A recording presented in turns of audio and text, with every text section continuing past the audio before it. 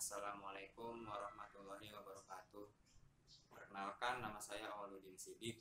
Saya mahasiswa dari Universitas Islam 45 Bekasi. Saya beserta dua teman saya akan menjelaskan apa itu piutang, piutang wesel, dan aset tetap. Dimulai dari saya. Saya akan menjelaskan apa itu piutang. Yang pertama, pengertian piutang. Piutang adalah hak perusahaan untuk menerima sejumlah kas di masa yang akan datang akibat kejadian di masa lalu atau tuntutan kepada pihak lain atau pelanggan akibat perusahaan melakukan transaksi penjualan barang atau jasa secara kredit. Tujuan mempelajari piutang. Baik, di sini saya akan menjelaskan tujuan kita mempelajari piutang. Yaitu ada 3. Yang pertama, menguraikan klasifikasi umum piutang. Yang kedua, mengintisarkan dan memberikan contoh-contoh prosedur pengendalian internal atas piutang.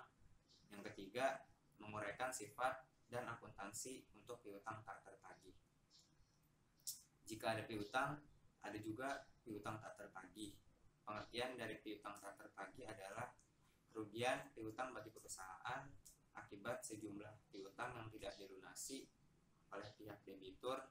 Penyebabnya antara lain karena debitur tidak mampu membayar utangnya. Adapun penggolongan piutang.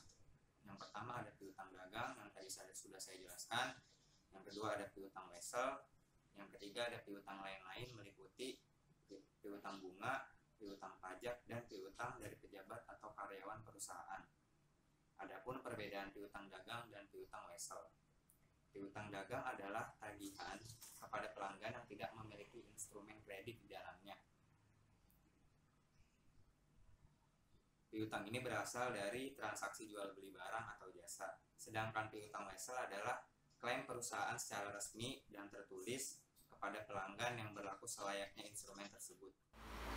Assalamualaikum warahmatullahi wabarakatuh. Halo guys, perkenalkan nama saya Hilda Saida dari Prodi Manajemen Paralel 2. Dan di sini saya akan menjelaskan tentang materi selanjutnya, yaitu piutang wesel. Piutang wesel adalah perintah tak bersyarat untuk membayar sejumlah tertentu pada tanggal tertentu. Adapun promes adalah janji tidak bersyarat untuk membayar sejumlah tertentu pada tanggal tertentu. Adapun pengertian diskonto wesel adalah kegiatan meminjam uang ke bank dengan menggunakan wesel sebagai jaminan. Timbulnya piutang wesel karena ada 3 hal. Yang pertama, penjualan barang dengan wesel. Yang kedua, penjualan jasa dengan wesel. Dan yang ketiga, janji yang telah jatuh tempo. Ada 2 jenis wesel. Yang pertama itu wesel tidak berbunga atau nilai akhir sama dengan nilai nominal. Dan yang kedua, wesel berbunga atau nilai akhir tidak sama dengan nominal. Rumusnya itu nilai nominal ditambah bunga wesel.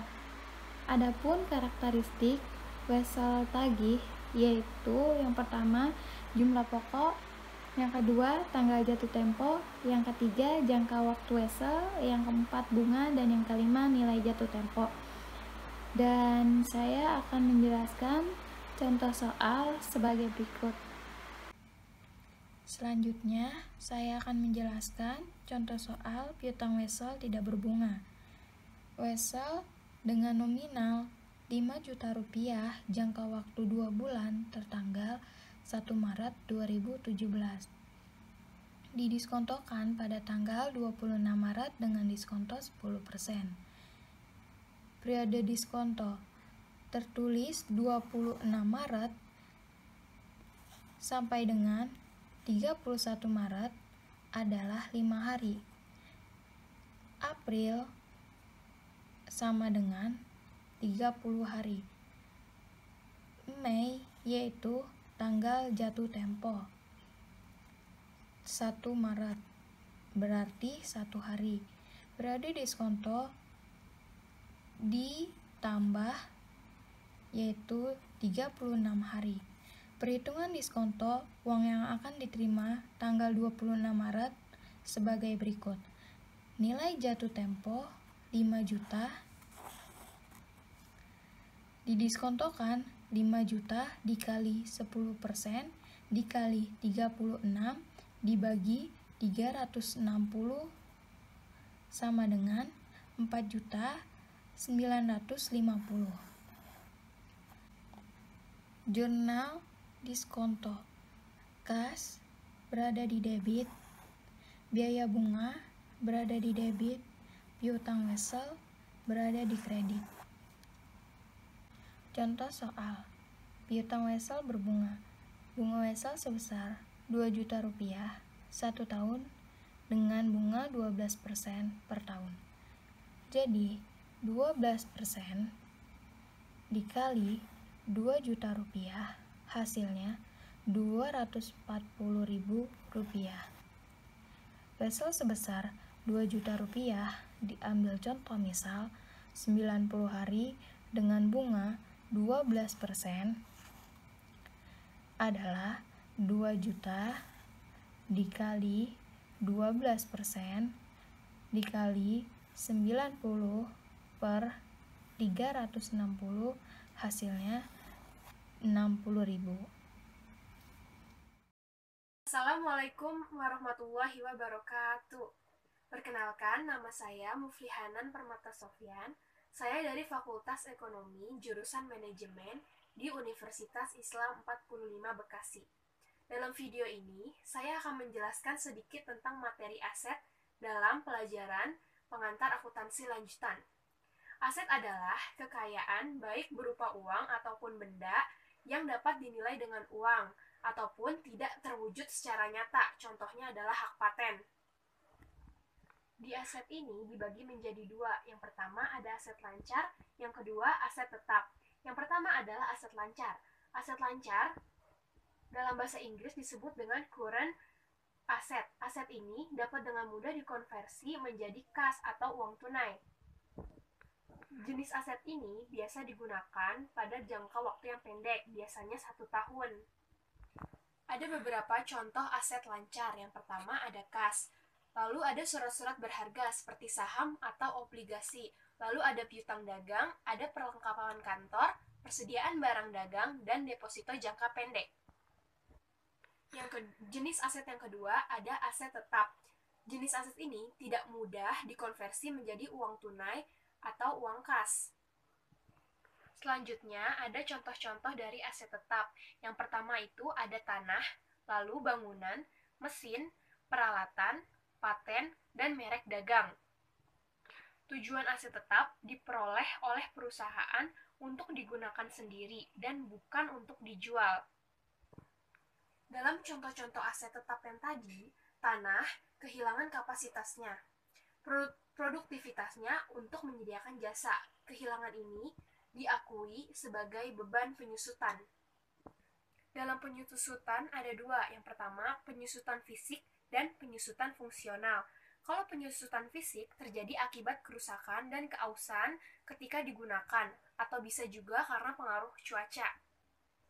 Yang kedua, itu penyusutan fungsional. Penyusutan fungsional terjadi ketika suatu aset tetap tidak lagi dapat menyediakan jasa pada tingkat yang dimaksud. Misalnya, komputer pribadi atau PC.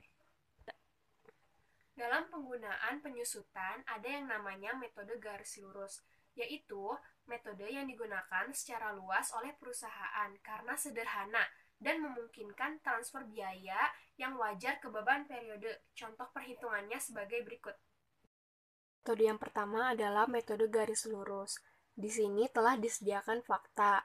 Yang pertama, biaya awal diketahui 24.000, estimasi umur manfaat per tahun 5 tahun. Estimasi umur manfaat per jam adalah 10.000 dan estimasi nilai sisa 2.000. Dengan rumus biaya dikurang estimasi nilai sisa per estimasi umur sama dengan penyusutan tahunan. Kita masukkan ke dalam rumus tersebut.